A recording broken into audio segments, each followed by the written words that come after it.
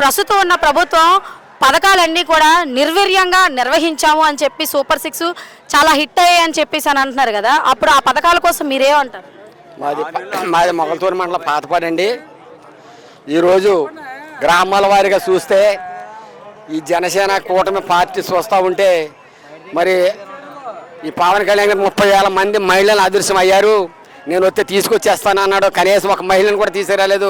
అది పోగా ఇంకా మహిళలకు అన్యాయం జరుగుతుంటే నోరు మెదపకోకుండా ఎవడన్నా గట్టిగా అడిగితే పార్టీ వాడు ప్రెసిడెంట్ పార్టీ వాడు కేసు పెట్టేయడం, వాడి ఇంటి మీద దౌర్జన్యం చేయడం, కొట్టేయడం, ఇదే పరిస్థితి గ్రామాల్లో. అన్ని గ్రామాల్లో కూడా ఈ రాష్ట్రం మొత్తం మీద తీర ప్రాంతమే కాదు అన్ని గ్రామాల్లో కూడా ఎవడన్నా అడుగుతున్నాడు వాడి మీద కేసులు లేదా ఇంట్లో గొడవలు, వాడు జాబ్ చాలా బుక్ చేసి పోలీసు స్టేషన్కి వెళ్తే దెబ్బలు తిన్నా ఓడేమో లోనకపోతున్నాడు, తన్ని ఓడేమో బయట నుండి నవ్వుతూ ఉన్నాడు. ఏంటంటే మా కూటమి అచ్చేనాయుడు అని వాడు పబ్లిక్గా చెప్పాడు. మా తెలుగుదేశం వాళ్ళు వస్తేనే ఆడేమైనా మాకు అదే పరిస్థితి మొత్తం దాన్ని ల్యాండ్ ఆర్డర్ సెంట్రల్ గవర్నమెంట్ కూడా ల్యాండ్ ఆర్డర్ లేదు. ఈ రాష్ట్ర ప్రభుత్వం 15% కూడా లేదు.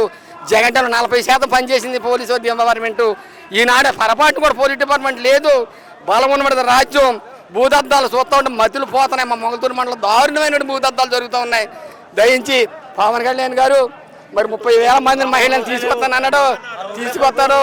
రోడ్లు అంటారు. ఏ రోడ్డు గతంలో వేసిన రోడ్లు అవలే, రోడ్లు వేయలే, ఏమి చేయలే. కనీసం బీసీ ఎస్సీ ఎస్టీ మైనార్టీలకు మేడం బీసీ ఎస్టీ మైనార్టీ సంవత్సరానికి 55 సంవత్సరాలు దాటిన ప్రతి కుర్రవాడికి 10 సబ్సిడీ కూడా మరి పెన్షన్ ఇస్తామని చెప్పి కనీసం ఒక్కడు కూడా ఇవ్వలేదు. ఎక్కడ 2 సంవత్సరాలు పూర్తయి 3లో దిగింది.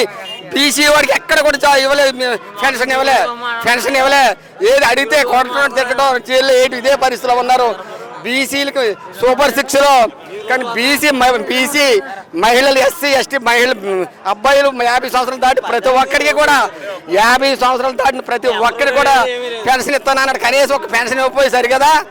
మరి ఎంత దారుణమైన పరిస్థితులు అడుగుతుంటారు. కొట్టడం తిట్టడం వాడి మీద కేసులు పెట్టి పరిస్థితుల్లో ఉన్నాం. దయించి భయంతో రోడ్డు మీద రాట కూడా భయపడిపోతా ఉన్నాం. దయించి అటువంటి దమ్మనకన్నా ఖండించి మీడియా ద్వారా తెలిసేస్తారని కోరుతూ మనం నిర్వహించుకుంటాం. జై జగన్.